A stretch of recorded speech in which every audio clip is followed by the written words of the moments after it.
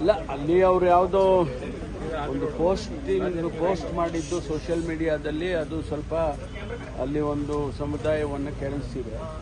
ಅವರೊಂದು 200 ಜನ ಬಂದು ಪೊಲೀಸ್ ಸ್ಟೇಷನಲ್ಲಿ ಗಲಾಟೆ ಮಾಡಿ ನಮಗೆ ಅವನ್ನ ಹ್ಯಾಂಡ್ ಓವರ್ ಮಾಡಿ ನಾವು ಅವನಿಗೆ ಬುದ್ಧಿ ಕಲಿಸ್ತೀವಿ ಹಾಗೆ ಅಂತೆಲ್ಲ ಕೇಳಿದ್ದಾರೆ. ಅವರು ಒಬ್ಲೈಸ್ ಮಾಡಿಲ್ಲ. ಒಬ್ಲೈಸ್ ಮಾಡದೇ ಇರೋ ಕಾರಣಕ್ಕಾಗಿ ಅವರು ಪೊಲೀಸ್ ಸ್ಟೇಷನ್ ಮೇಲೆ ಕಲ್ಲು ತೂರಿದ್ದಾರೆ. ಆಗ ಪೊಲೀಸ್ನವರು ಟಿಯರ್ ಗ್ಯಾಸ್ ಎಲ್ಲ ಮಾಡಿ ಕಂಟ್ರೋಲಿಗೆ ತೊಗೊಂಡಿದ್ದಾರೆ. Everything is under control.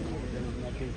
ಅವ್ರನ್ನ ಯಾರು ಕಲ್ಲು ಹೊಡೆದಿದ್ರು ಅವ್ರನ್ನೆಲ್ಲ ಅರೆಸ್ಟ್ ಮಾಡೋದಕ್ಕೆ ಹೇಳಿದ್ದೀನಿ. ಅವ್ರ ಮೇಲೆ ಕ್ರಮ ತಗೊಳ್ಳಿ ಅಂತೇಳಿ. ಈಗಾಗಲೇ ಅವನು ಪೋಸ್ಟ್ ಮಾಡಿದವನನ್ನು ಅರೆಸ್ಟ್ ಮಾಡಿದ್ದಾರೆ. ಅರೆಸ್ಟ್ ಮಾಡಿ ಅವನ ಮೇಲೆ ಏನು ಕ್ರಮ ತಗೋಬೇಕು ಕಾನೂನು ಪ್ರಕಾರ ತಗೊಳ್ತಿದ್ದಾರೆ. ಆದರೆ ಅವರು ಯಾರು ಪೊಲೀಸ್ ಸ್ಟೇಷನ್ನಿಗೆ ನುಗ್ಗಿಗ ದಾಂಧಲೆ ಮಾಡಿದ್ದು ಅವ್ರನ್ನೂ ಕೂಡ ಸೆಕ್ಯೂರ್ ಮಾಡಿ ಅವ್ರ ಮೇಲೆ ಕ್ರಮ ತಗೊಳ್ತಾರೆ.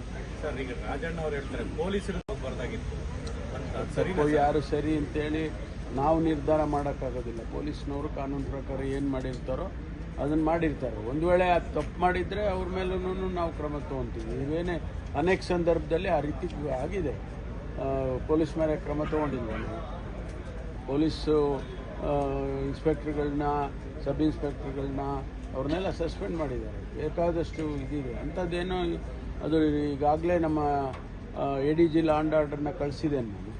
ಅವರಿಗೆ ಅಲ್ಲಿ ಹೋಗಿದ್ದಾರೆ, ಕ್ಯಾಂಪ್ ಮಾಡಿದ್ದಾರೆ. ಅವರು ಅದನ್ನೆಲ್ಲ ಪರಿಶೀಲನೆ ಮಾಡಿ ಅದೇ ಪ್ರಕಾರ ಅಲ್ಲಿ ಏನು ಡಿನರ್ಶಿಪುರದಲ್ಲಿ ಕುಂಭಮೇಳ ಮಾಡೋದಕ್ಕೆ ಹೊರಟಿದ್ದಾರೆ. ಅದನ್ನು ಕೂಡ ಅದೆಲ್ಲ ಸೆಕ್ಯೂರಿಟಿ ಅರೇಂಜ್ಮೆಂಟ್ಸ್ ಎಲ್ಲ ಮಾಡ್ಕೊಂಡು ಬನ್ನಿ ಅಂತ ಕಳಿಸಿದ್ದಾರೆ. ತುಷ್ಟೀಕರಣದ ಪರಮಾವಧಿ ಇದು. DJ KJ ಕೇಸ್ ಆದ ನಂತರ ಬಿಗಿ ಕ್ರಮ ಆಗಲಿಲ್ಲ, ಅದು ಮುಂದುವರಿದ ಭಾಗ ಇದು ಅಂತ ಅಶೋಕ್ ಅವರು ಹೋಗ್ತಾ ಇದ್ದಾರೆ. ಹೋಗಿ ನೋಡ್ಕೊಂಡು ಬರಲಿ.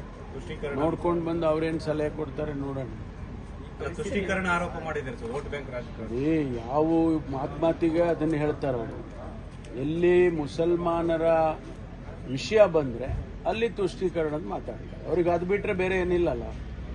ಅದು ಬೇರೆ ಏನಾದರೂ ಅಜೆಂಡಾ ಇದೆಯಾ ಅವ್ರಿಗೆ? ಎಲ್ಲ ಸಂದರ್ಭದಲ್ಲಿಯೂ ಕೂಡ ಅದನ್ನು ಮಾತಾಡೋದು ಸರಿ ಇಲ್ಲ. ಸರ್, ಭದ್ರಾವತಿ ಶಾಸಕ ಸಂಗಮೇಶ್ ಅವರ ಪುತ್ರ ಮಹಿಳಾ ಅಧಿಕಾರಿ ಮೇಲೆ ಅವಿಭಾಜ್ಯವಾಗಿ ಮಾತನಾಡಿರ್ತಕ್ಕಂಥ ಇದೇ ಕಾನೂನು ವಿರುದ್ಧವಾಗಿ ಅವ್ರೇನಾದ್ರು ರೀತಿ ಕೆಲಸ ಮಾಡಿದರೆ ಅವ್ರ ಮೇಲೆ ಕ್ರಮ ತಗೊಳ್ತಾರೆ. ಅದಕ್ಕೆ ನಾವಿಲ್ಲಿಂದ ಏನು ಸರ್ಕಾರದಿಂದ ಸೂಚನೆ ಕೊಡೋದಿಲ್ಲ. ಅವರು ಅಲ್ಲಿ ಸ್ಥಳೀಯವಾಗಿ ಅದನ್ನು ಏನು ಒಂದು ವೇಳೆ ಅದು ಕಾನೂನು ವಿರುದ್ಧವಾಗಿ ಆ ರೀತಿ ಮಾತಾಡಿದರೆ ಅವ್ರ ಮೇಲೆ ಕ್ರಮ ತಗೊಳ್ತಾರೆ. ಗೊತ್ತಿಲ್ಲ, ನನಗೆ ವಿಷಯ ಗೊತ್ತಿಲ್ಲ. ಬಟ್ ಅವರೇನೋ ಅವಹೇಳನವಾಗಿ ಮಾತಾಡಿದ್ದಾರೆ ಅಂತ ಕೇಳಿದ್ದೇನೆ. ಒಂದು ವೇಳೆ ಆ ಥರದ್ದು ಇದ್ದರೆ ಅದು ಪೊಲೀಸ್ ಸ್ಟೇಷನ್ ಲಿಮಿಟ್ಸಲ್ಲಿ ಅವರು ವೆರಿಫೈ ಮಾಡಿಕೊಂಡು ಕ್ರಮ ತಗೊಳ್ತಾರೆ. ಎಲ್ಲದಕ್ಕೂ ಸರ್ಕಾರ ಇಲ್ಲಿಂದ ಸೂಚನೆಗಳನ್ನು ಕೊಡೋದಿಲ್ಲ.